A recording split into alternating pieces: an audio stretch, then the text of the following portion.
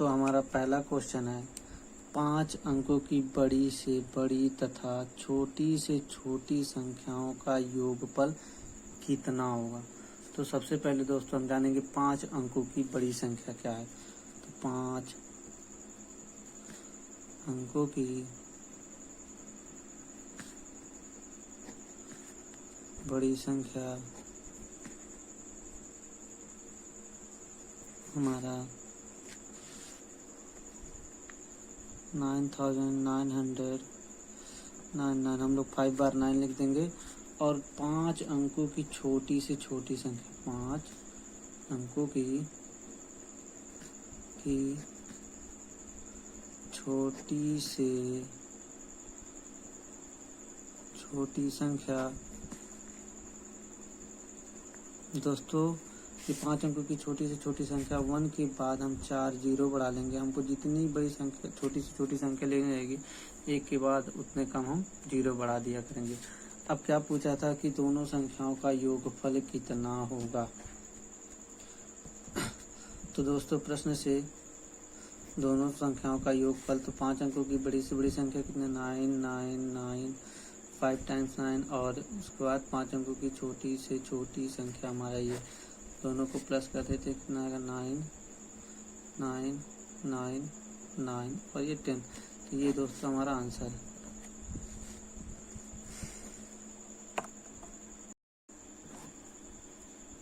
इसी क्रम में आगे बढ़ते हुए हमारा दूसरा क्वेश्चन है नंबर सिस्टम का।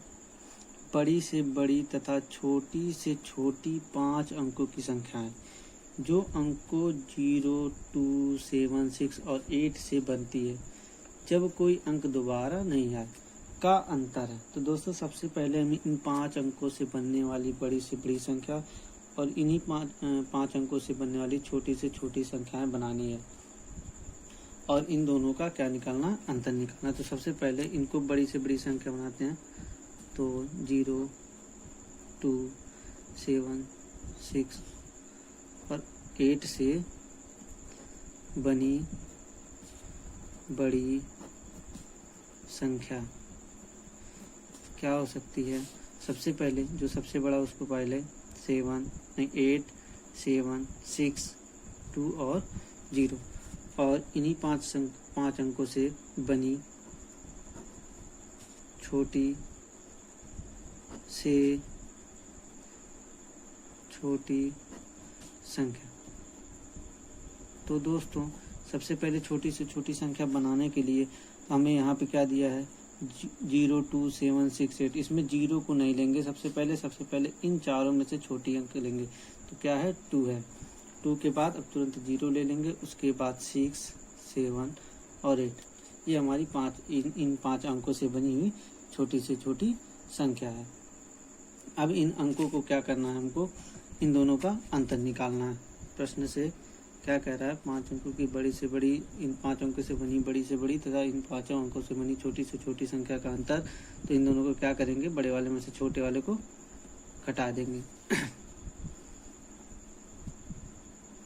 तो घटाते हैं। यहाँ 0 में से 8 नहीं जाएगा 10 में से 8 गया 2, यहाँ 11 में से 7 गया 4, यहाँ 5 यानी 1 लेंगे 15 में से 6 गया कितना बचा 9, यहाँ 6, यहाँ 8 में से 2 गया 6।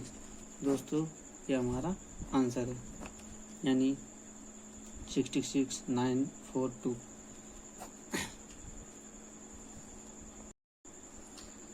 दोस्तों इस क्रम में हमारा तीसरा क्वेश्चन नंबर सिस्टम से जो सबसे मोस्ट इम्पॉर्टेंट क्वेश्चन है। ये डेफिनेटली पूछा जाता है हमारे नवोदय के एंट्रेंस एग्जाम में। तो सबसे पहले क्या कह रहा है क्वेश्चन को ध्यान से पढ़ते हैं हम लोग। 1 से लेकर 30 तक की सभी सम संख्याओं का योगफल कितना होगा यानी 1 से लेकर 30 तक की सभी सम संख्याओं का योगफल कितना होगा। तो दोस्तों इसका एक फार्मूला आता है। सम संख्याओं का योगफल का फार्मूला होता है सम संख्याओं का योगफल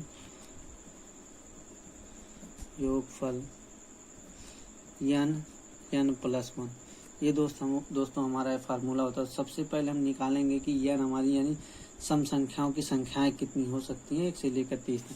सबसे पहले सम संख्याओं की संख्या कितनी हो सकती है, सीधा सीधा बता सकते हैं, इसका आधा हो सकता है, क्योंकि 1 के बाद 2 आता है, तो ये हमारा 30/2 हो जाएगा, यानी n बराबर 30/2, तो n बराबर कितना आ गया 15। ये हमारी n की संख्या है। तो सबसे पहले हम जानते हैं कि अब सम संख्याओं का यानी 1 से लेकर 30 तक की सम संख्याओं का योग, सम संख्याओं का योगफल, n हमारा कितना आ गया है 15, और n+1 कितना है, यानी n 15 + 1 यानी 15 मल्टीप्लाई 15 और 1 16, यानी 15 गुणे 16। तो 15 और 16 का गुणा कर लेते हैं दोस्तों, 15 और 16, 15 छक्का 90 का 0, हाथ लगा 9, 15 का 9 15 9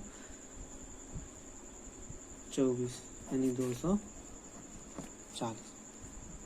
तो दोस्तों ये हो गया हमारी किसी भी सम संख्याओं का योग, यानी अगर शुरू से लेकर लास्ट तक की सम संख्याओं का योगफल निकालना हो तो ये फार्मूला हम लगाएंगे, n+1, यानी 1 से लेकर 30 तक या 1 से लेकर 50 तक निकालना होगा। सबसे पहले हम निकालेंगे सम संख्याओं की संख्याएं कितनी हैं, उसके बाद हम फार्मूला लगाएंगे। ठीक दोस्तों,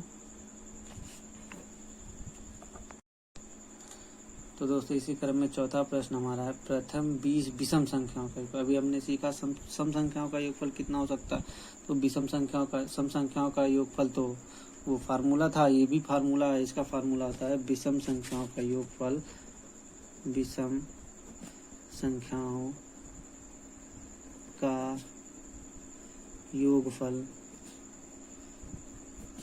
बराबर n²। n जो है हमारा ये संख्याओं की संख्या की, मतलब प्रथम 20 यानी 20 विषम संख्या कितनी हो सकती है, तो n बराबर कितना दिया हमारा 20 विषम संख्याएं।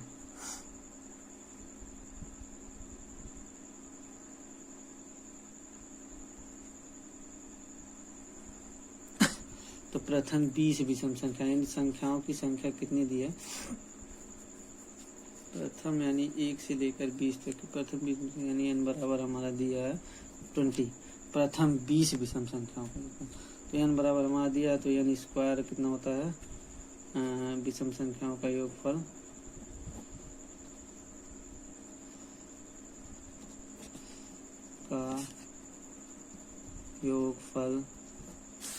कितना होगा, n² है, तो यहाँ n बराबर 20 है, 20 का स्क्वायर करेंगे तो कितना आएगा हमारा 400, कितना होगा 400, यानी 20 का स्क्वायर बराबर 20 गुणे 20,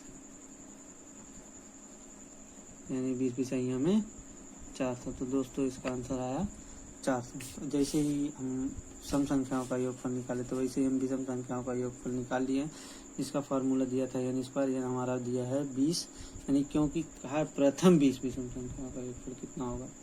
ठीक है, ये नहीं ना कहा कि 1 से लेकर 20 तक, ये कहा कि प्रथम 20 विषम संख्याओं का योगफल, तो हमने निकाल लिए दोस्त, और जिसका आंसर आया 400। तो दोस्तों हमारा लास्ट क्वेश्चन है, कह रहा है कि बड़ी से बड़ी 7 अंकों की संख्या तथा छोटी से छोटी 8 अंकों की संख्या का अंतर निकालना। यानी सबसे बड़ी संख्या 7 अंकों की सबसे बड़ी संख्या और 8 अंकों की सबसे छोटी संख्या का हमको क्या निकालना है, अंतर निकालना है। 7 अंकों की बड़ी से बड़ी संख्या हमने बताया था, जितनी बार बड़ी से बड़ी संख्या बतानी है जितने अंकों की, उतनी बार हम क्या लिख लेंगे 9, यानी 7 अंकों की बड़ी संख्या बराबर 9 9 9 1 2 3 4 5 6 7 7 बार 9 हो गया। अब इस हमने कहा था 8 अंकों की छोटी से छोटी संख्या, छोटी से छोटी संख्या, तो दोस्तों हमने कहा था कि आप जितनी बार छोटी से छोटी संख्या लिखनी 8 अंक की होनी चाहिए, तो 1 राइट करने के बाद हम कितनी बार 8 से 1 कम कर देंगे, 7 बार हम 0 लिख देंगे, 1 2 3 4 6 7। अब इन दोनों का दोस्तों हमको क्या निकालना है, अंतर निकालना है। ठीक है दोस्तों, तो